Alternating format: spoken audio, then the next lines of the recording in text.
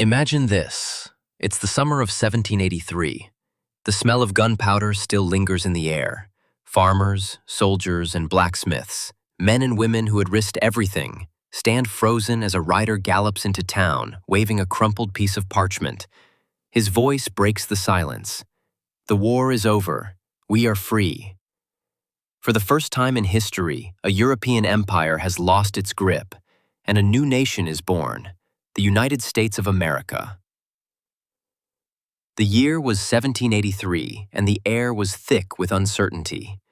The American Revolutionary War had dragged on for 8 long years, years filled with bloodshed, famine, whispered betrayals, and midnight hope. The colonies were tired. Farmers had seen their fields burned, blacksmiths had turned from forging plows to making muskets, and mothers had buried more sons than they could count.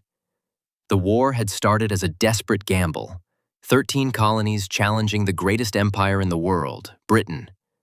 By the early months of 1783, whispers had spread like wildfire. Peace talks were happening in Paris. But for ordinary people, those rumors felt as distant as the stars. The British still held New York City.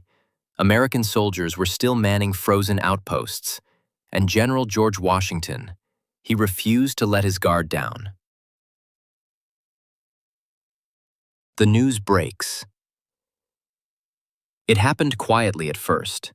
A rider, sent with official dispatches, thundered down the dirt road into a small Massachusetts town.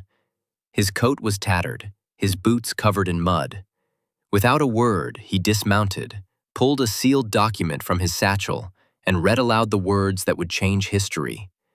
Preliminary articles of peace have been signed in Paris. Hostilities will cease.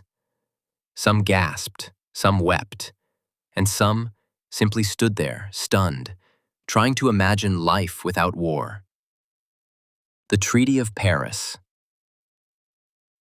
On September 3, 1783, the Treaty of Paris was officially signed.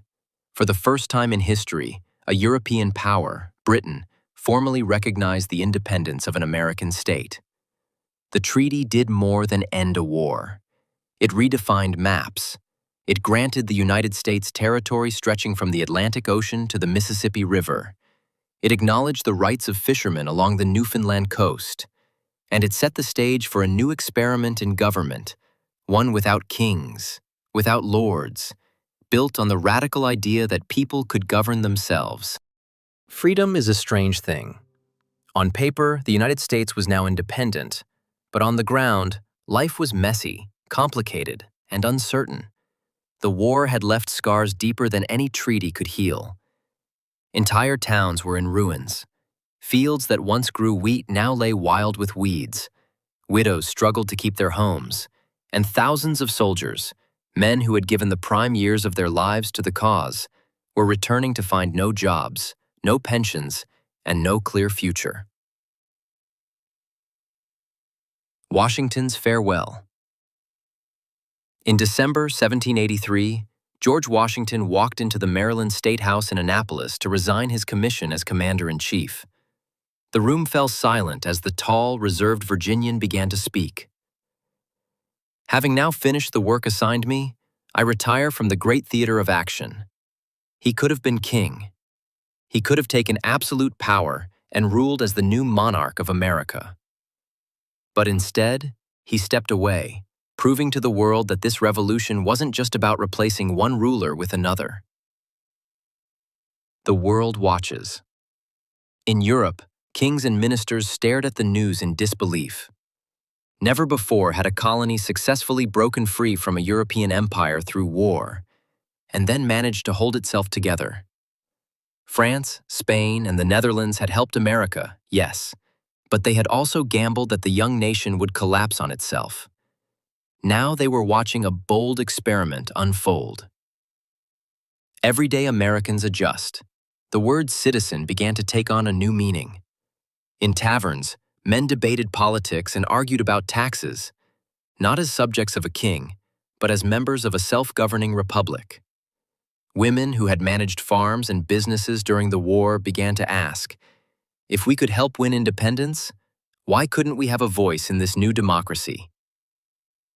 For the enslaved, the promise of freedom was bittersweet. The revolution's ideals rang hollow when liberty was still denied to so many. Some states in the North began gradual emancipation. In the South, slavery tightened its grip. Freedom had been won, but unity? That was another battle entirely. The first cracks appear. By 1786, only 3 years after the Treaty of Paris, the United States didn't feel so united. The Articles of Confederation, the nation's first attempt at government, gave Congress barely enough power to hold the states together. There was no president, no national court system, and Congress couldn't even collect taxes.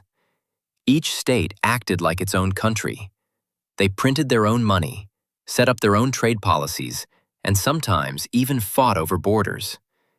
New York taxed goods from Connecticut. Virginia clashed with Maryland over use of the Potomac River. A nation in debt. The war had been expensive. America owed millions to France, Spain, and the Netherlands, and more to its own citizens who had bought war bonds. Congress couldn't pay the soldiers still waiting for back wages.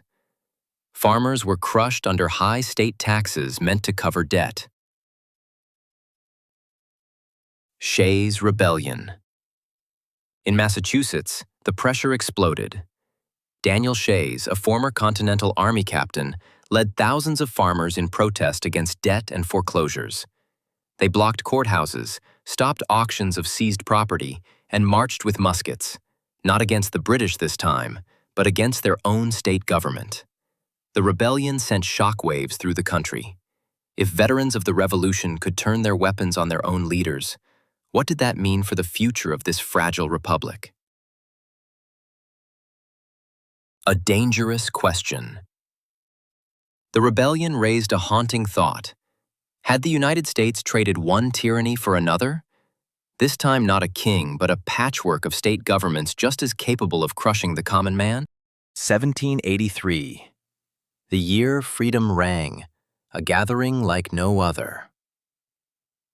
In May 1787, 55 delegates from 12 states arrived in Philadelphia.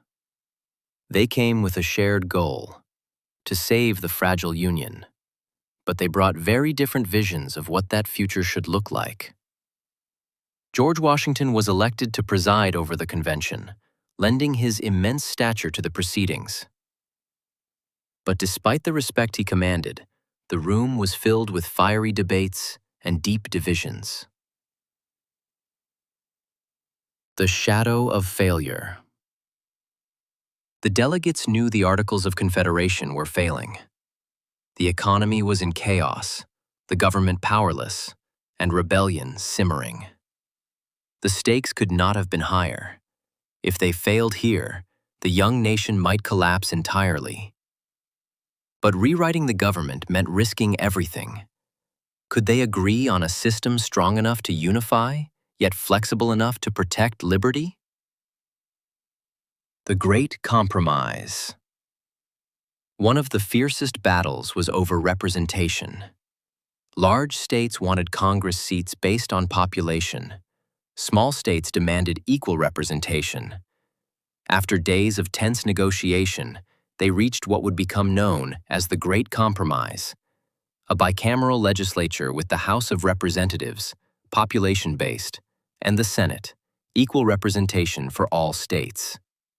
It was a delicate balance, a political tightrope walk that kept the Union together.